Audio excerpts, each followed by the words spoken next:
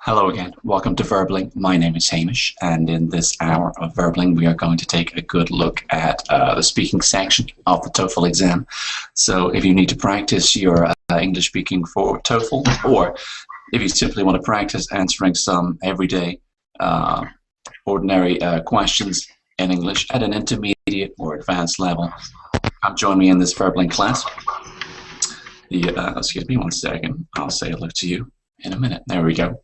There are a couple of reasons why you might want to take the TOEFL exam, why you might need to prepare for that.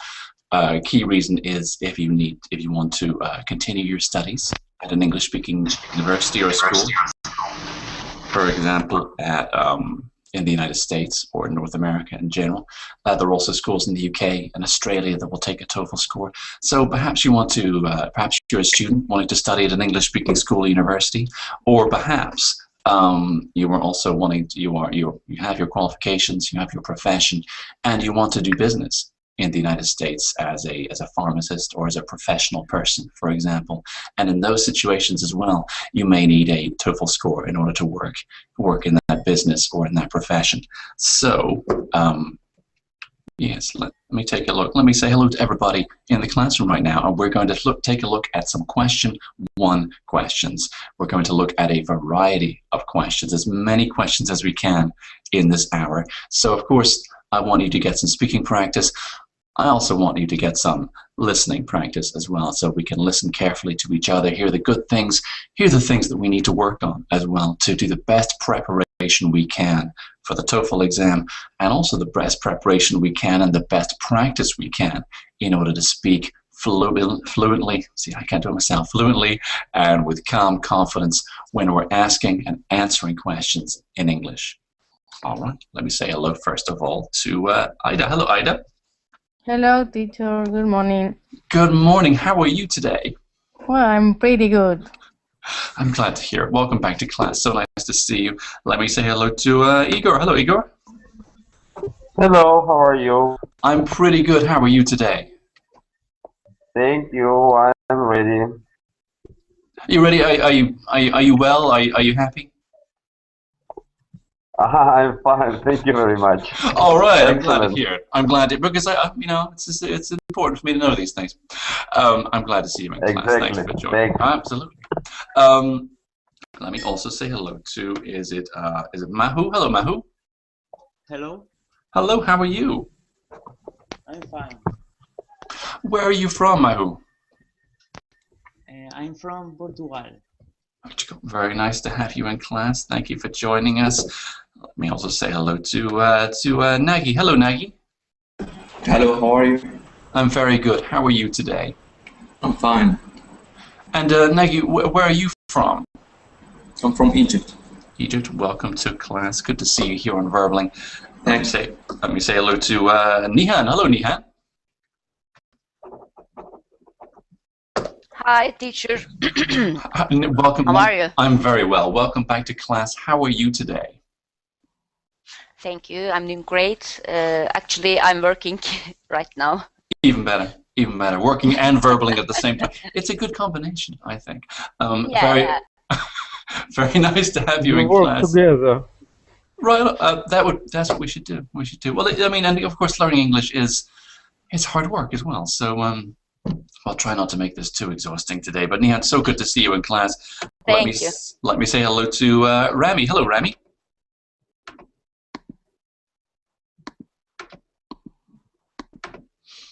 Rami, are you there? Can't hear you yet, Rami. If you unmute that microphone, we'll be able to hear you. In the meantime, let me say hello to Roman. Hello, Roman. Hello, how are things? Things are pretty good. How are things with you? Oh, I am quite well. Today we have very good weather, so it's very cool to have a lesson in some sunny day. It is. I think it helps. I think it helps. I have a beautiful blue sky outside my window. I know it's going to be a hot day well, a pretty warm day here in Tennessee. So yes, I like to start the day with some good weather. That's why I don't live in my home country anymore. Good to see you, Rowan. Thanks for joining us. Let me check. Oh, I didn't say hello to Lily. Lily, hello. Hello, how are you? I'm very good today. How are you? I'm fine, thanks. Excellent. I'm hearing myself twice. Have you got headphones you can put on, Lily? Yes, wait a minute, please. Thank you.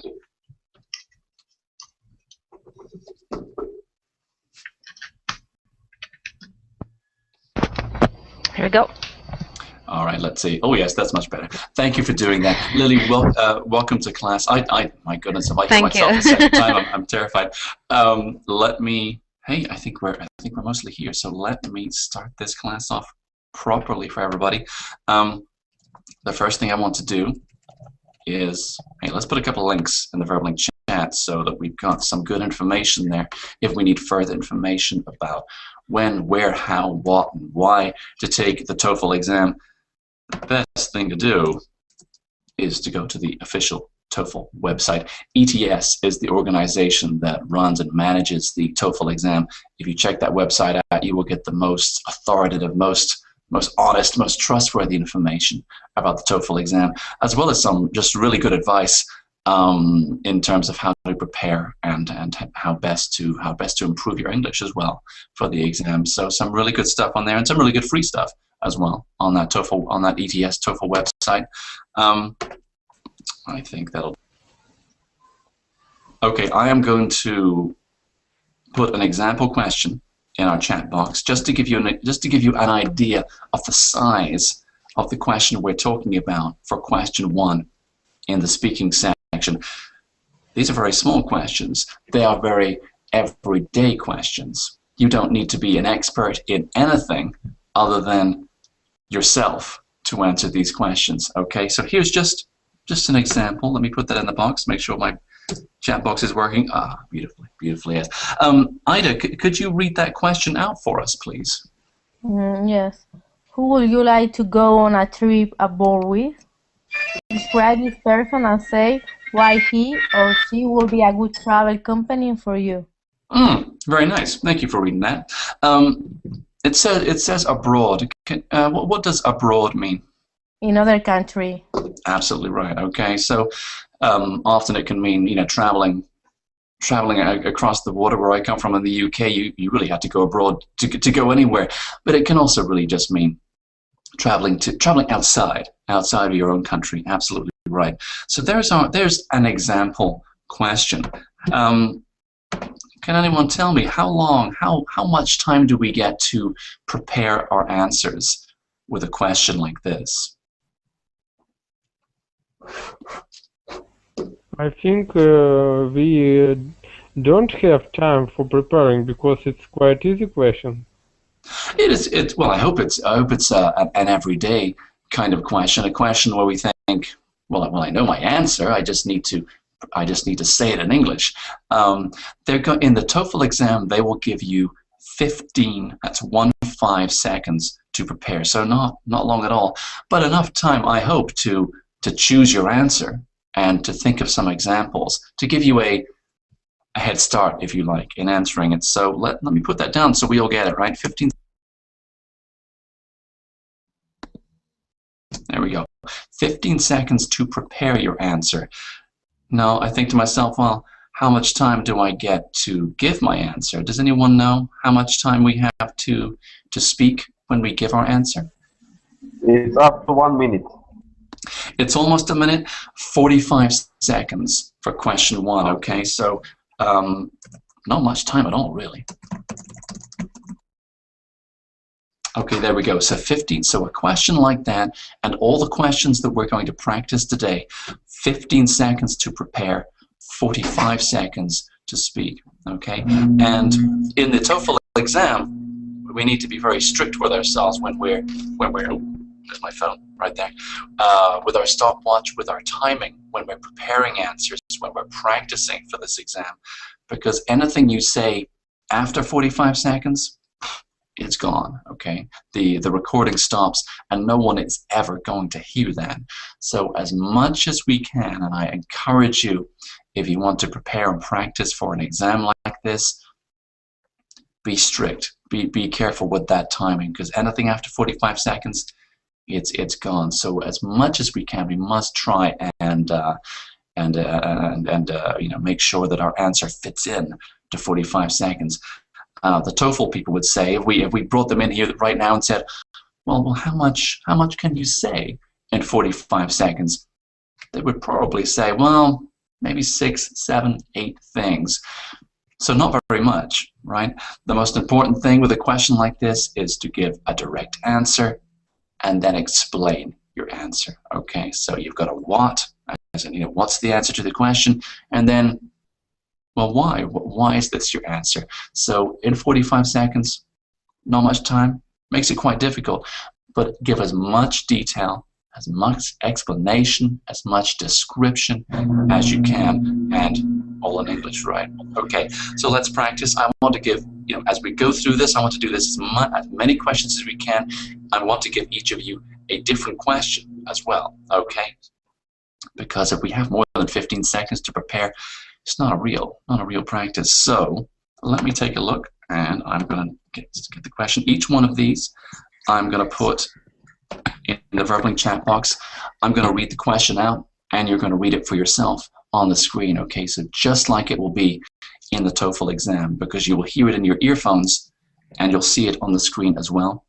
I'll check with my timing to see that you've got 15 seconds to prepare, and then 45 seconds to speak. So each of you, even when I've asked another student to answer it, please, each time, take those 15 seconds with every single question to practice and think, what's my answer and why? What are the details? What is my description?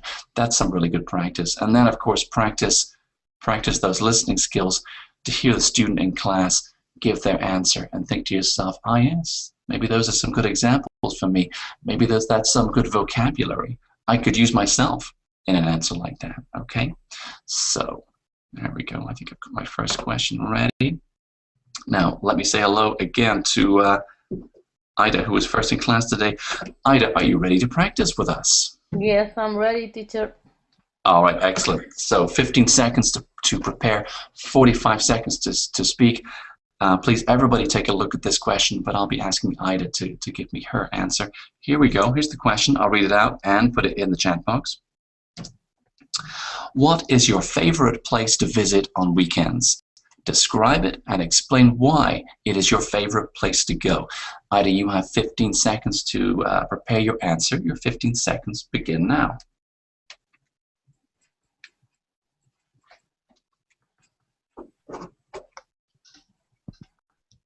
One question. On weekends is correct, or at weekends? On weekends is fine. Okay, Ida, please begin your answer now. Okay, I'm going to tell you about a place where I like to go during my weekends. This place is Madrid, is the capital of Spain, and it's 200 kilometers far away from my town.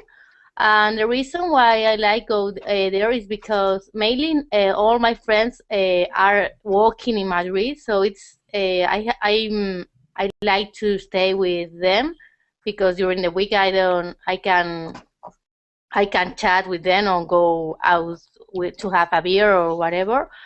And moreover, I like Madrid because it's an amazing city. It gives you a lot of things and opportunities to do, like going to the theater, going for long walks, going for different kinds of restaurant. So it is very different to my city, because I live in a little town that doesn't offer many things, many amazing things. I mean to do. All right, Ida, thank you for that. Okay. That timing was about a minute, so a little bit cuts off, but I think good to. I really always want to hear the end of the question. I like the structure there. of course, we're looking for we're looking for a clear answer, and you gave that a very direct answer in terms of the place that you like to go to on weekends. And we're looking for why as well. And I heard two very clear reasons why. Friends was number one, yeah, and a nice explanation. You gave some more detail about, well, so because during the week I don't get to see them, so on the weekends I get to see my friends. And number two, well, because of the city itself, because you say, oh, it's an amazing city, which is a very nice word to use as well. But more than that, and important that you give more details, you talk about, well, why it's an amazing city, and of course very different to where you're normally living. You talk about the theater, restaurants, something I can't read. Oh yes, walking, good walks as well.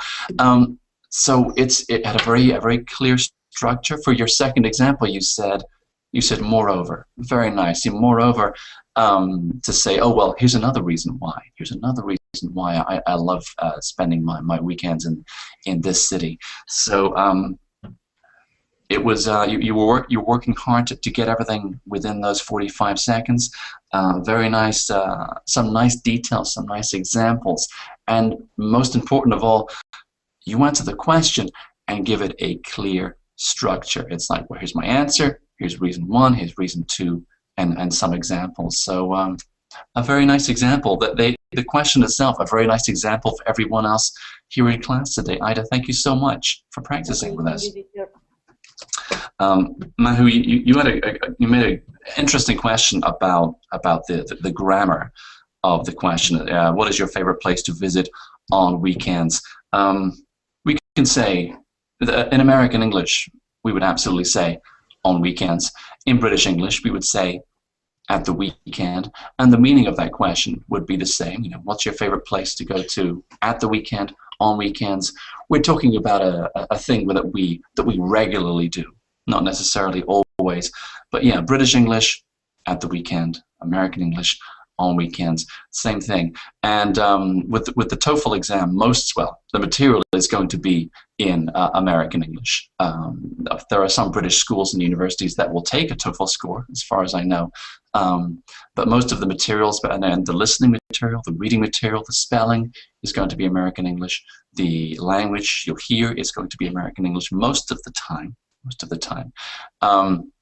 So that's why it looks a little different if you have a background in British English. But I promise you the grammar of the question is fine. It's correct. Yeah. All right. Now let me move on to Igor. Igor, are you ready to practice with us? Yeah. Yeah. All right. I'm glad to hear it. Let me bring that question up for you. A different question, of course, this time. And again, 15 seconds to prepare, 45 seconds to practice. Let me get my stopwatch ready. There we go. All right, I'm going to put the question in the box. There we go. Igor, what is your happiest childhood memory? Describe it and give reasons to explain why it is your happiest memory. Let me give you 15 seconds to prepare. Those 15 seconds begin now.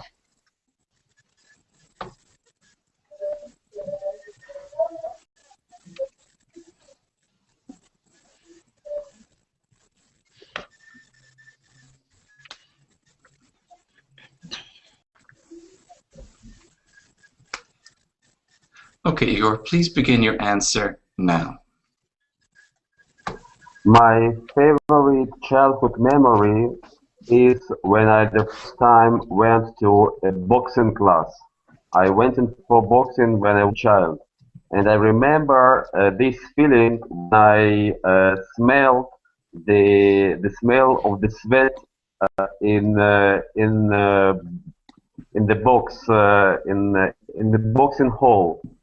Also, this kind of sport, it's very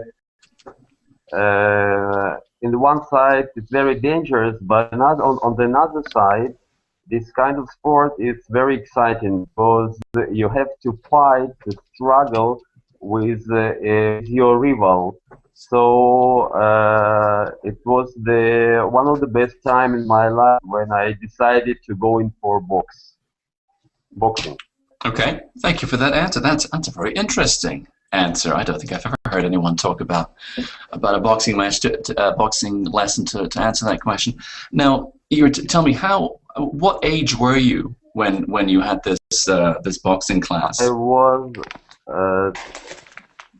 12 years old. Mm-hmm.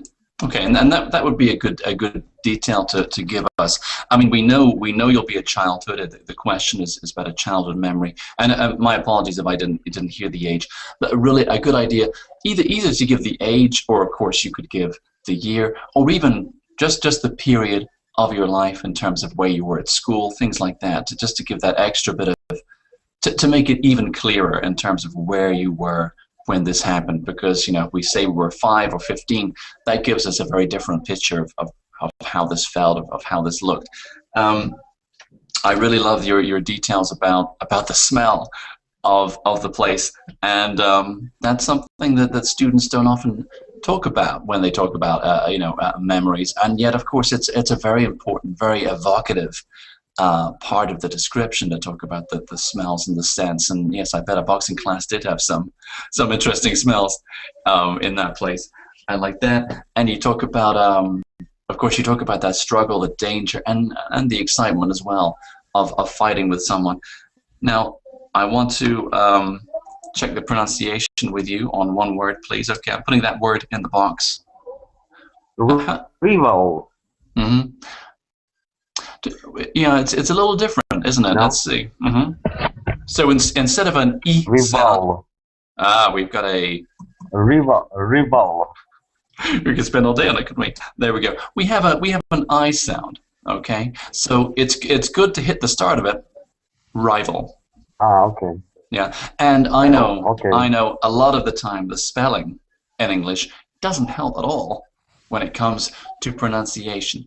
But yes, rival. So and what a great word to use, by the way, in your answer. And even better if we're consistent with the pronunciation of a really nice descriptive word like that. Because rival, it's a great word. That's appropriate vocabulary right there. But even better if we hit that pronunciation on the nose, on the button. Okay, thanks. I love the example, by the way.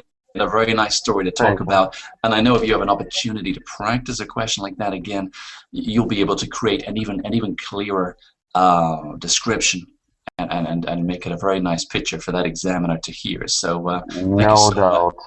No, I have no doubt, absolutely. So thank you, Igor. Thanks for practicing with us. Let me move on to there we go. Let me go to Mahu. Mahu, are you ready to practice with us? Yes. All right, let me get that question in the chat box. 15 seconds to prepare, 45 seconds to give me your answer. Everybody, please, let's all take those 15 seconds along with Mahu to practice and prepare our answer. But I'll ask Mahu to give me his one. Here's the question in the box. What is your most important possession? Describe it and say why it is so important. 15 seconds to prepare begins now.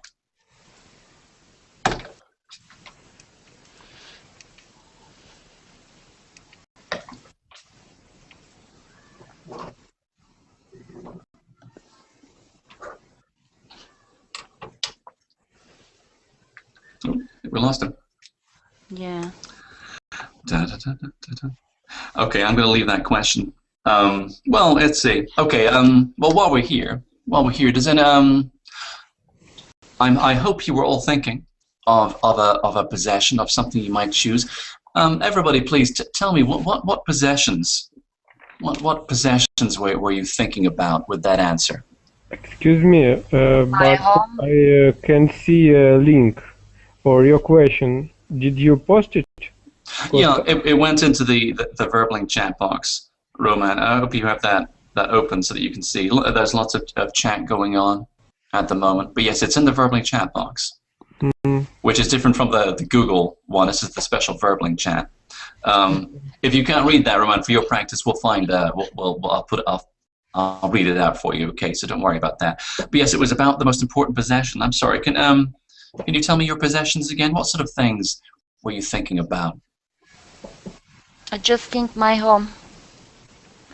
Oh, that's okay. Home, interesting. Right. Okay. What else? What else do we have, everybody?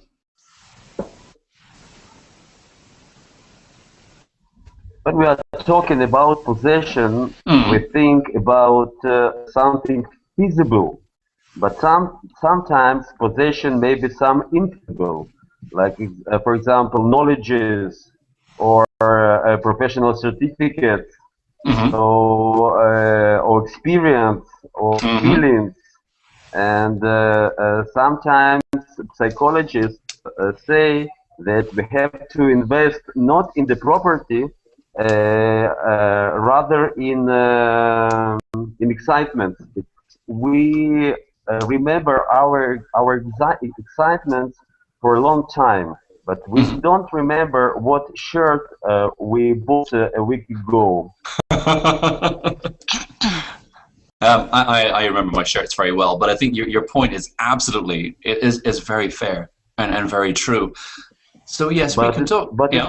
it's very hard to answer this question. For example, if somebody is young and Yeah. didn't possess nothing before that point, it is very hard to answer the question. Right.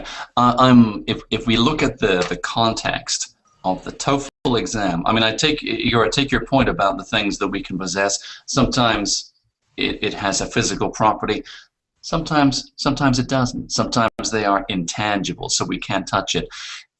When we're thinking about our answer for this question in the TOEFL exam, we are going to talk about something that we can hold and that we can touch, because we need to be able to describe this in English. So when we think of a possession, something that we own, if we're having this conversation in a restaurant with a friend, we can talk about whatever we want. In the TOEFL exam, they are expecting you to talk about something real that you can touch. Okay. Go ahead.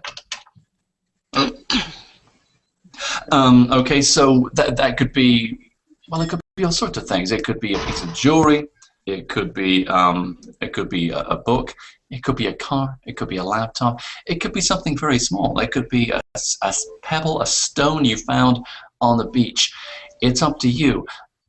But I would absolutely encourage you, if you get a question like this in an exam like TOEFL, to definitely limit yourself to talk about and choose to talk about something that you can touch, because the structure of the question, you're going to want to be able to say, well, 2 or 3 inches long, weighs maybe 20 grams. What's it? Think about what is it made of? What color is it? What are the materials? How does it feel? And what do you use it for? Why is it so important to you? Where did you get it? Did you buy it? Did someone give it to you? Was it a gift? How long have you had it? Have you had it a long time? Is it something from your childhood? Do you use it for work? Do you use it for study? Do you use it with your family?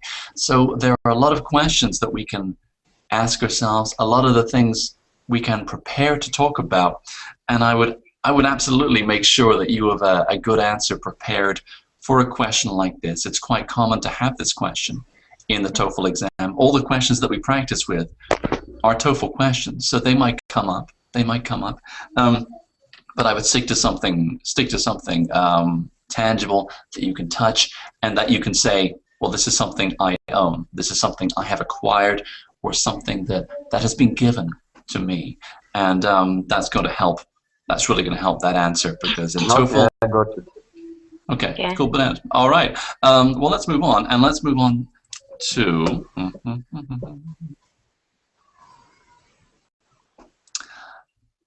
Roman. Hello again, Roman. Yes, I'm here. All right, let me give you a completely different question. Can you just tell me, because my chat doesn't work. I have a problem with connection, so I can see you and hear you, but but the chat doesn't refresh. I got you. Yeah, I'm going to read this one out for you, Roman. I'm going to put it in the chat box as well, so that everyone who's got the verbally chat can see it. Let me find the shortest question. Oh yeah, okay, here's a good one. And I'll read this out to you as well. So, this one is for Roman. Roman, what is your favorite kind of food? Describe it and explain why it's your favorite. So again, what is your favorite kind of food? Describe it and explain why it is your favorite. I'll give you 15 seconds to prepare your answer. Roman, here's your 15 seconds starting now.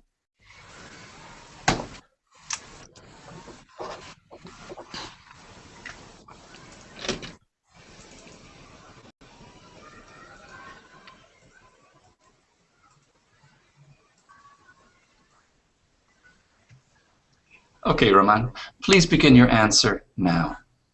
Okay, it's a difficult question for me, but I can try to answer on it.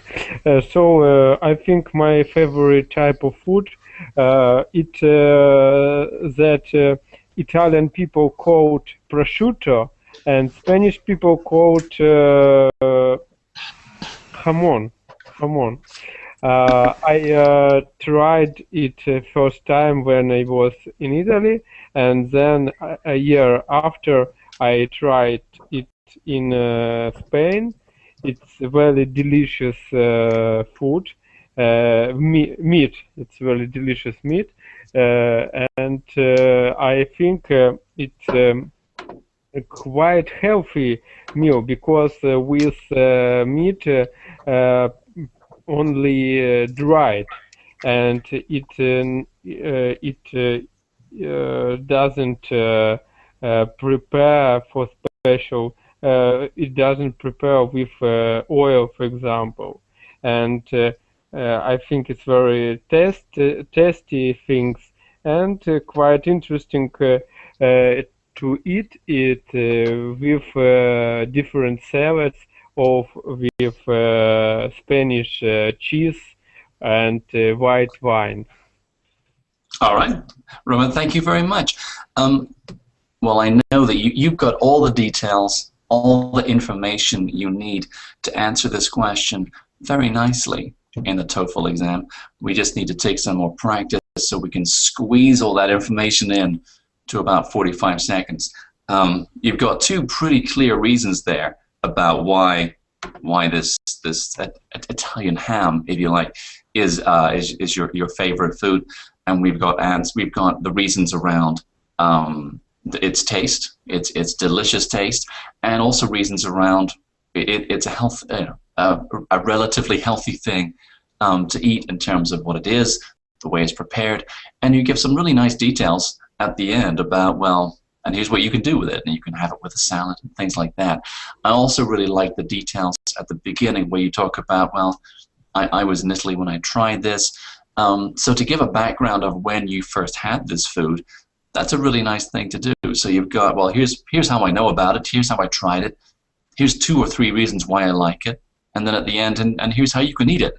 I think that's a very nice, very tight, coherent, and fluent structure to an answer like that. Okay, and the more you prepare answers to TOEFL things, the more you practice with 15 seconds to prepare, 45 seconds to speak, the easier it's going to become with that kind of experience to fit all that information into 45 seconds, because it's challenging.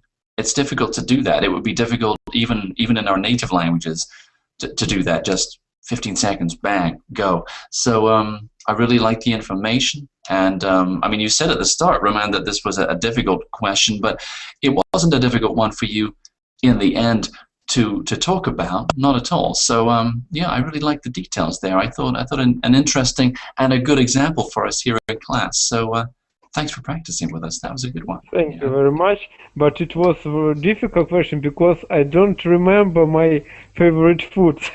So I remember just some type of meat that I tried in my travel. So that's why it was difficult. But I think that's a good point to make, Roman, because the truth is we can just pick something. Especially a favorite food, a favorite book, a favorite song. In our 15 seconds, our job is to choose something that we can talk about.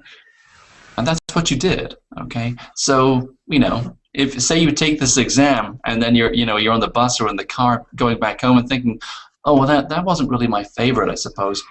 It's not going to matter, right? They're not looking for the absolute honest truth about your favorite. What they're checking for is your ability to describe a food and express it as if it were your favorite, and to give reasons why. So if the examiner's saying, okay, yeah, I know that food, I know what he's talking about, and oh, I've got a very clear picture of why he likes it, well, there you go, you've answered the question. So it's a good point, Roman, but I liked your answer. It was a good one. All right, let me carry on here. Let me say hello again to Nihan. Hello, Nihan. Hi, teacher. Hello, hello. Are you ready to practice with us? Yes, I'm ready. Very good. Okay, let me find. Some of these questions have interesting vocabulary, and sometimes we look at a question and think, I'm not quite sure what that word means. If that happens, well, in this class, of course, we can talk about it afterwards. If it happens in the exam, we just have to do the best we can. When we're preparing for an exam like the TOEFL, so important in the weeks or months ahead of the exam to read as much English as you can, because written English, it has the most vocabulary, the most varied vocabulary, and it is a great way to increase the number of words you have and increase your understanding of vocabulary ahead of that exam. That's really going to help you. So, but here's a question for you, Nihan. Again, 15 seconds to prepare, and let me put that in the chat box. There we go. There's your question. Which place has fond memories for you? Describe this place and explain why it is memorable to you. Let me give you 15 seconds to prepare. Your 15 seconds begin now.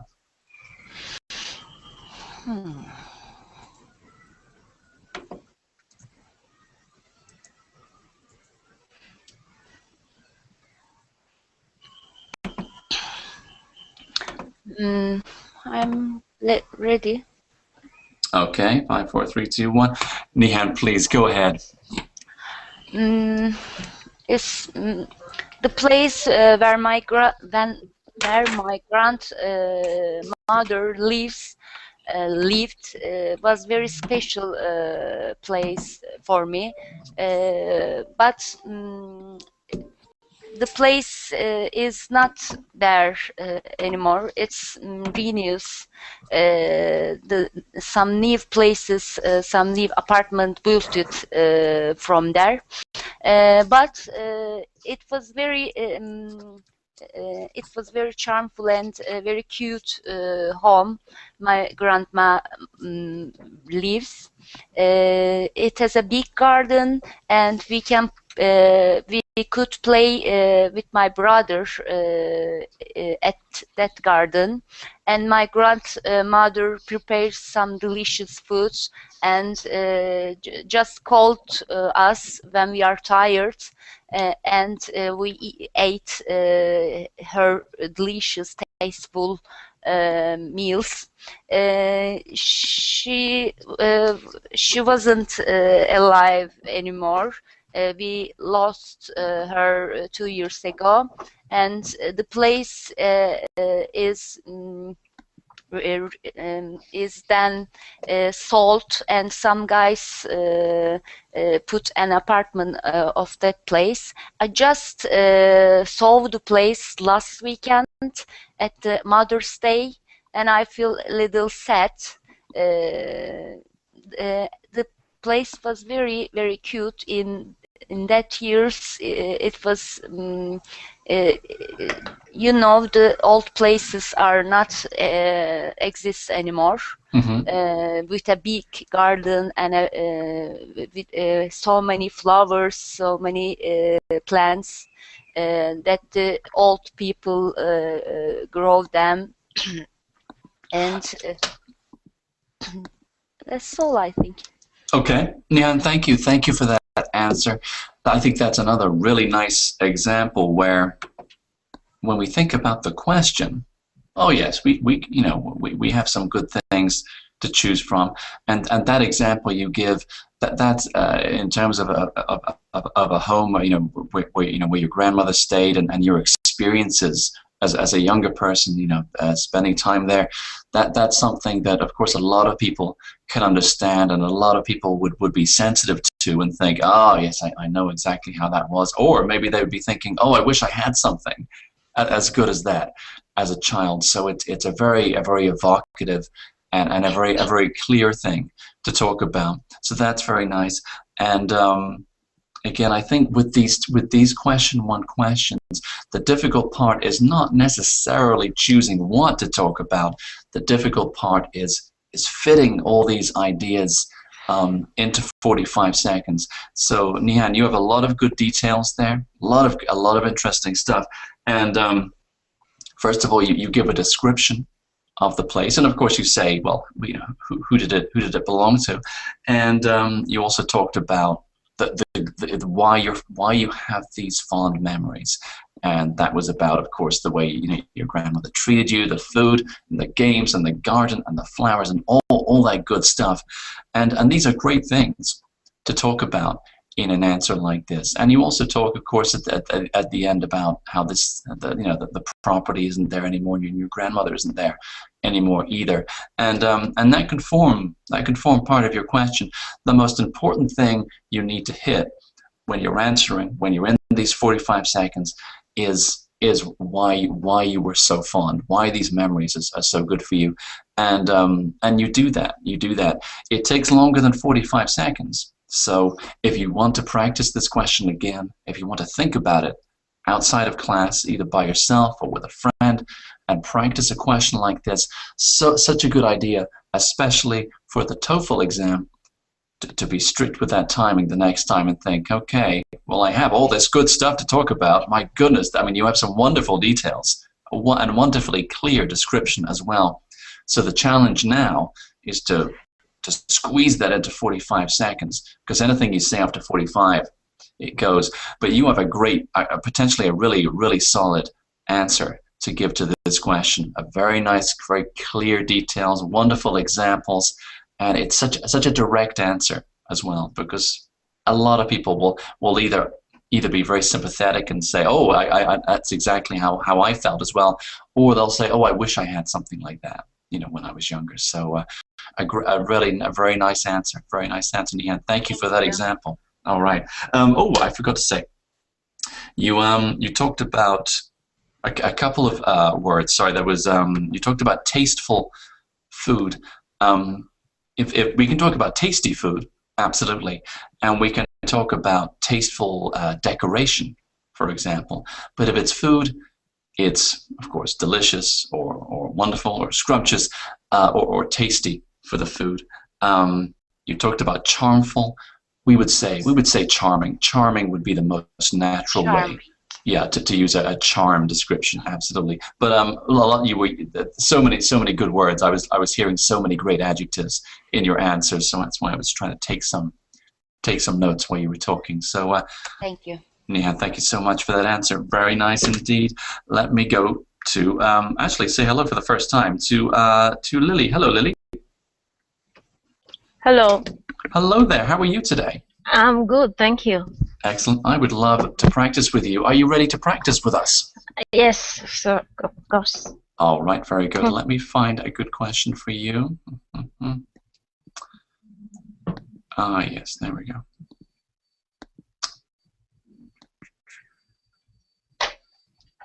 Okay, I'm going to put this question in the chat box, and of course 15 seconds to prepare, 45 seconds to answer, and I'll read this question now as well. Here we go.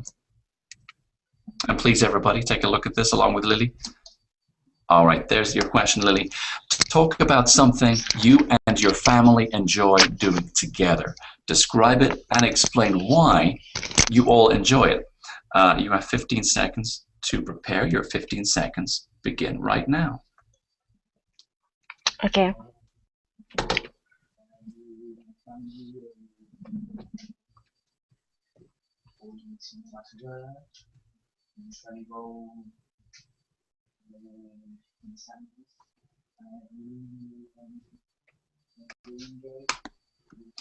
Okay, Lily, please begin your answer now.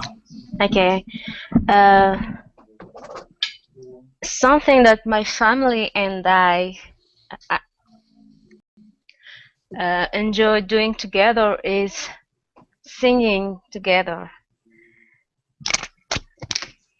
because it's it makes us happy, and when we sing together, we forget a lot of problems that we have for a moment, and that give us time to think about other things than the life.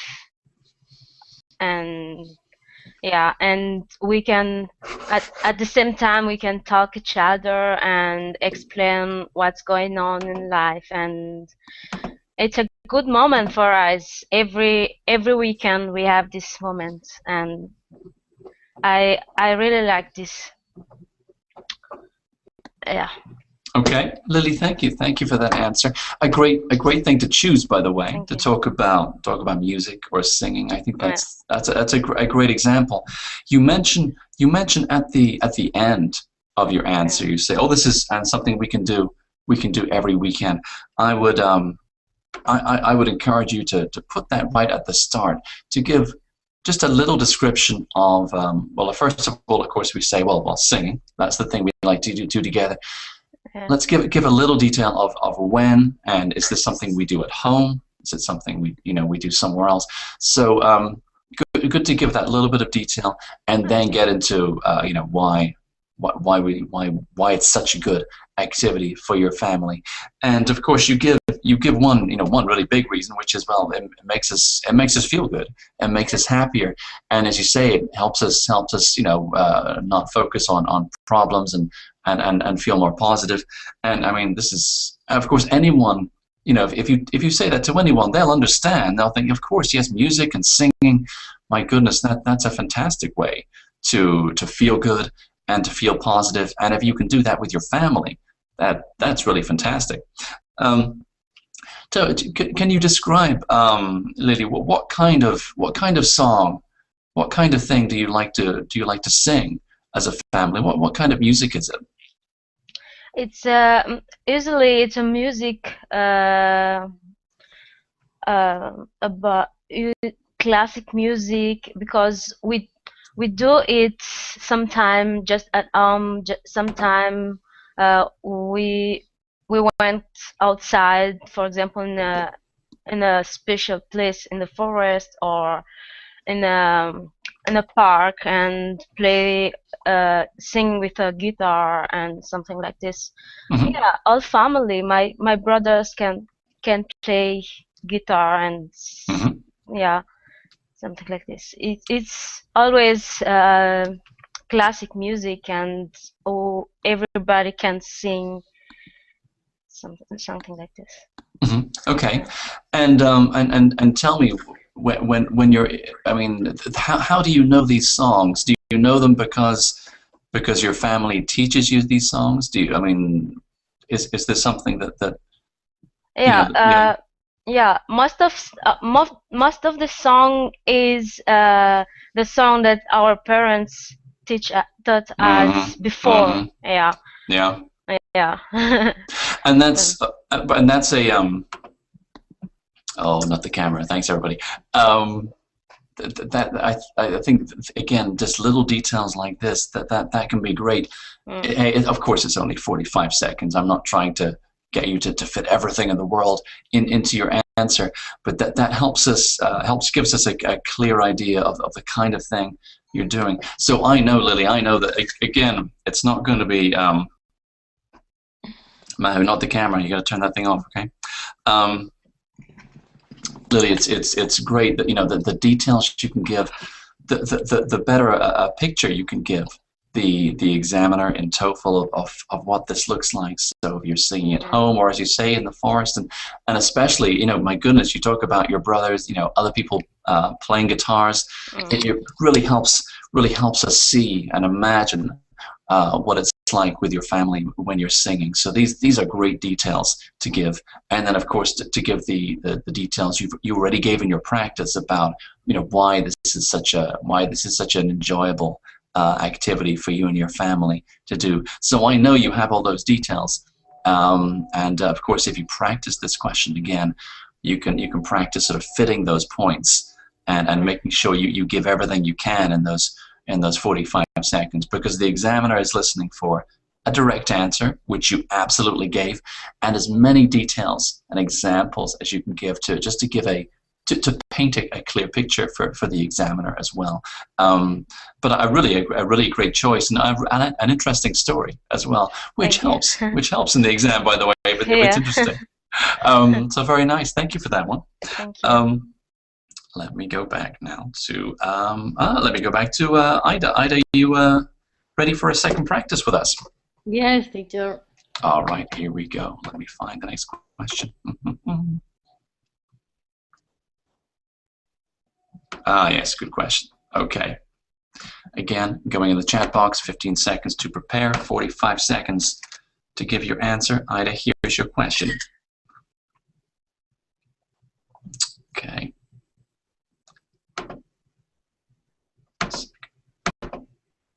There we go. All right. Oops, hang on, sorry. There we go. Ida, who is the most intelligent person you know? Describe the person and say why you think he or she is intelligent. Let me give you 15 seconds to prepare. Those 15 seconds begin now.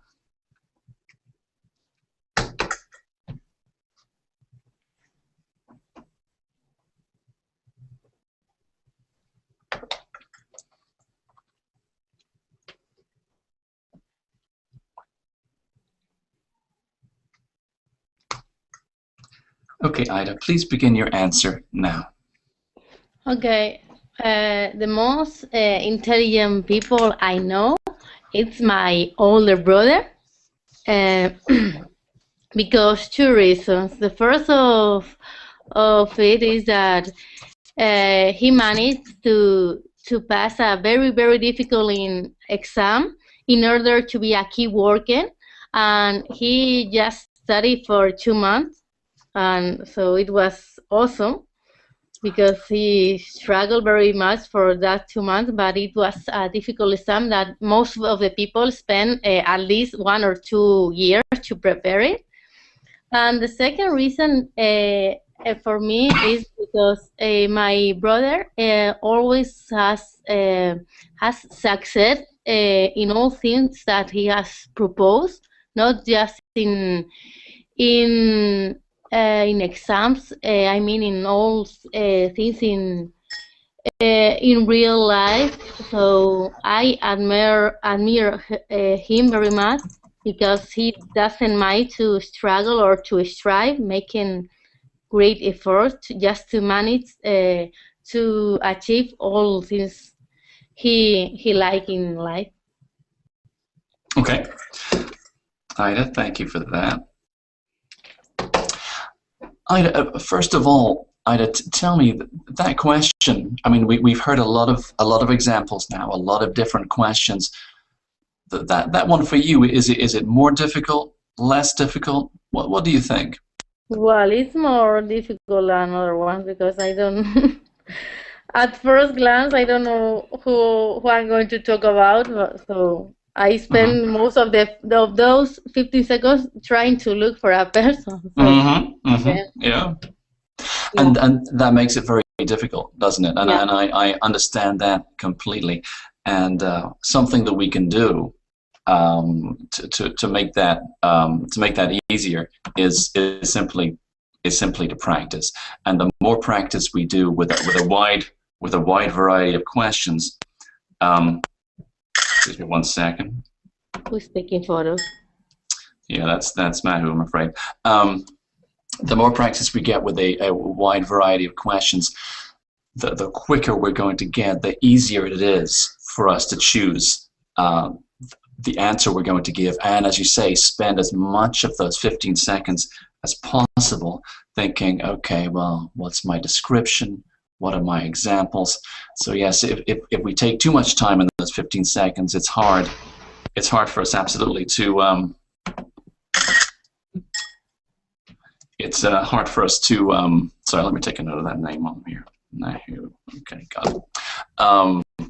it's hard for us to concentrate as best as we can on the answer when we're having to. I'm sorry, Mahu is causing us some problems today. There we go. There we go. Okay.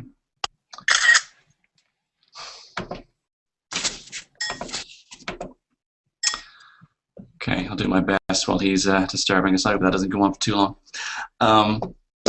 Yeah. So, but having said that, I thought you were able to. I mean, you gave a very clear answer to the question, Ida. I liked you started talking about, okay, for 2 reasons, and that's a great way to tell the examiner when he's listening or when she's listening to the recording. All right, okay, so we're going to get 2 reasons, and they like that 2 or 3 clear reasons. That structure really helps the coherency of your answer. And that first example, when you talked about, well, you gave it was just a very clear first example of why your brother is the most intelligent person you know, talking about taking that very challenging exam and preparing in a very short amount of time. That was just a really great example of how to provide something very clear like that. Okay. The second one, the second example, where you're talking much more broadly about how your brother can be very successful in lots of areas of life. I would, if I was the examiner, I'd be listening for some more examples of all the things he can do. So to make the answer even better, absolutely think, well, what are the examples of things I could talk about there? But that first part, absolutely solid, a very direct answer. So again, some good language as well. And I've liked both of your answers today in terms of that structure you're giving it a clear structure, which really helps us. Yeah, which really helps us understand where you're going. Really helps those English ears. So Ida, thank you so much for that practice as well. That was a good one. Thank you to you, teacher. All right, no problem at all. Let me go back to Nihan. Nihan, would you like a second practice with us today? Okay. All right, let me find a good question for you. Here we go. Usual timing applies.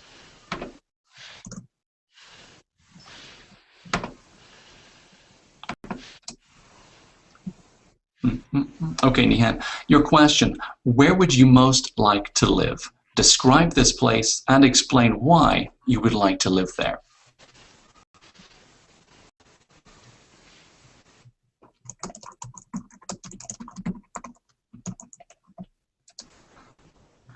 Counting down your 15 seconds. Here we go. Okay.